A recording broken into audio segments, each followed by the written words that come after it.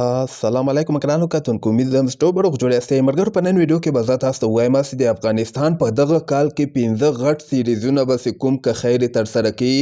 دا ایشیا کپ او ورلډ کپ نه بغیر به افغانستان 15 غټ سیریزونه که خیر ترسره کوي او ډېر ښه ټیمونو سره به که خیر افغانستان لوبې ترسره کوي. دغه دوبۍ سیریز چې کوم د دغې نه علاوه به افغانستان 15 غټ سیریزونه ترسره کوي. نو ویډیو چې څومره درسره شریکولی شئ شریکه کړئ چې ټول افغانان دغه ویډیو وګوري او بیا دغه پوښتنه ونه کړي افغانستان چا سره لوبي دي، افغانستان بل سیریز چا سره ده، افغانستان پاکستان سره کله لوبه ترسره کوي، افغانستان ویسټ انډیز سره کله لوبه ترسره کوي. د افغانستان وایس چیرمن نصیب خان چې کوم ده د افغانانو زړونه یې ګټلي دي. خو نصیب خان ته زه یو خبره کوم چې دغه سیریزونه خو تا اعلان کړي دي کوم چې زه تاسو ته په نن ویډیو کې ښیم، خو باید دغه سیریزونه په هر حال کې ترسره سي. ورلډ کپ او ایشیا کپ نه مخکې باید دغه سیریزونه اتمن وسی. نو ویډیو در سره اتمن شریکه کړئ او دغه فیسبوک پیج هم در سره فالو کولی سئ، دغه یوټیوب چینل هم در سره سبسکرایب کولی سئ. راځم بغیر له وخت ضایع کول نه به زه تاسو ته ووایم چې که خیر افغانستان خو په همدغه فبروري میاشته کې دغه 14 13 19 باندې دوبۍ سره لوبیږي. دا سیریز خو پرېږده، دا خو یعنې ښه سیریز هم نه ده، یعنې یو قسمه که وګورئ پریکټس د افغانستان لپاره به ښه پریکټس وسي. مارچ میاشته کې افغانستان 3 شل وړیزې لوبې چې کوم پاکستان سره ترسره کیږي هغه هم په دوبۍ په شارجه میدان کې که خیر ترسره کیږي. مارچ 20 تاریخ نه وروسته به که خیر هغه سیریز کیدای سي یو څو ورځو کې هغه اعلان هم سي، خو هغې کې به 3 افغانستان شل وړیزې لوبې ترسره کیږي. دغې نه وروسته به افغانستان په جون میاشته کې زیمبابوې سره ټیسټ لوبې به هم ترسره کیږي، 50 وړیزې لوبې به هم ترسره کیږي او شل وړیزې لوبې به هم ترسره کیږي. یعنې مکمل سیریز به افغانستان او زیمبابوې مابین کې ترسره کیږي. او بل به زه تاسو ته وایم هغه سیریز به هم دوبۍ کې امکان شته ده چې هلته ترسره سي.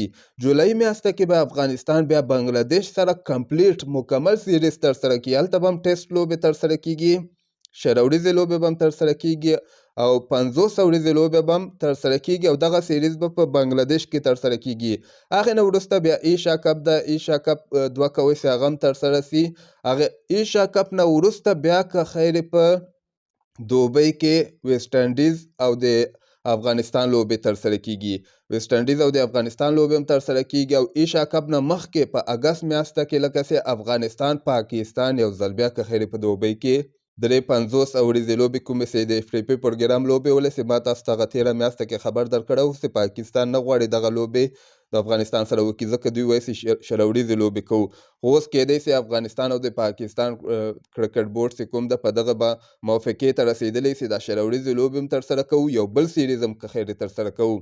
نو که خیر په یو کال کې به افغانستان پاکستان سره 2 سیریزونه ترسره کیږي. یو خو به بله میاشته کې مارچ میاشته کې 3 شل وړیزې لوبې ترسره سي او بل سیریز به که خیر په اګست میاشته کې 50 وړیزې لوبې د افغانستان او د پاکستان په دوبۍ کې که خیر ترسره کیږي. نو دغه یوه مرکه نصیب خان تازه په طلوع تلویزیون کې ورکړې. وګوره ځان نه زه تاسو ته خبر نه درکوم چې ته څه وایې چې ته ځان نه خبرې کوې، ځان نه زه یو خبر هم تاسو ته نه درکوم.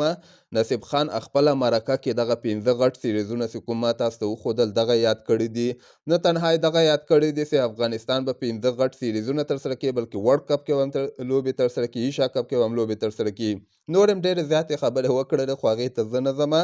دغه مین خبره د خوشحالۍ خبره او د زیات افغانانو دغه پوښتنه چې کوله چې لوبې چا سره دي چیرته ترسره کیږي. نو دغه ویډیو کې ما درته واضحه کړه. نو مسخت ویډیو در سره اتمن شریکه کوي چې ټول افغانان دغه سیریزونو نه خبر سي. که ویډیو خوښه سوې مې نو لایک کولی یم چې در سره او نور ښه وخت ولرئ. الله پامان.